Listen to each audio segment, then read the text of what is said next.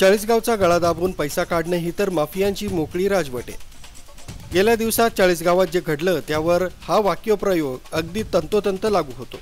गिरणा नदीच्या पात्रातून वाळू उपसा सर्रास सुरू आहे। शेतकऱ्यांचे विहिरी कोरड्या पडताय, भूगर्भजल आटतंय आणि गाव तहानलेलं आहे। पण तरीही मुंबई नाशिक औरंगाबादच्या महागड्या बिल्डिंगसाठी चाळीसगावची वाळू फोडली जाते। गावात पांढऱ्या कॉलरमधले पुढारी, काळ्या धंद्याचे पुढारी, एकेकाळी गावासाठी झटणारे पुढारी आता गाव विकणारे दलाल झालेत। विरोधी पक्ष असो की सत्ताधारी, सगळे एका वाळवंटात उतरले। रात्री माफियांसोबत आणि सकाळी पत्रकार परिषद टाळणं हाच आजचा कारवाईचा ट्रेंड। चाळीसगावातील अनेक स्थानिकांना हे माहिती आहे, काही नामवंत विरोधक, सत्ताधारी, राजकीय पुढाऱ्यांचे थेट वाळू ट्रक व्यवसायात हितसंब आहेत। त्यांचे डंपरच नदीपात्रात उतरत आहे आणि यंत्र दणकन चालू असताना प्रशासन गप्प आहे। बऱ्याच वर्षांनी पहिल्यांदा गिरणा काठाला वाळू माफियांपेक्षा जास्त अधिकारी दिसून आले। गेल्या दिवसात 2-3 तहसीलदार आणि बरेच अधिकारी चाळीसगावात वाळू उपशाच्या ठिकाणांवर दाखल झाले। सीसीटीव्ही कॅमेरा जमा झाले। स्पॉटवर देखरेख करून कागदपत्र कार्यक्रम झाला। अनेक गोष्टी करण्यात आल्या।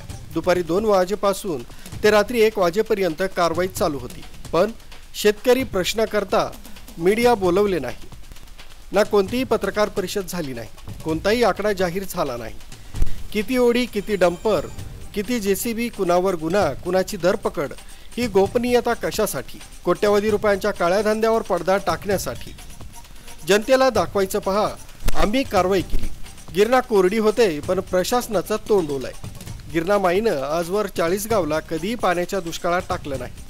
प्रचंड वाळू उपशामुळे झालेल्या नुकसानीमुळे शेजारील तालुक्यात लोक पाण्यासाठी रडत होते, पण चाळीसगाव सुस्थितीत होतं, कारण नदीत वाळू होती। आज तीच नदी वाळू उपसून मारली जाते। शेतकऱ्यांच्या शेतात पाणी नाही, वाळवंट आहे, त्याच्या विहिरीत उमेद नाही, फक्त राग आणि अपमान आहे।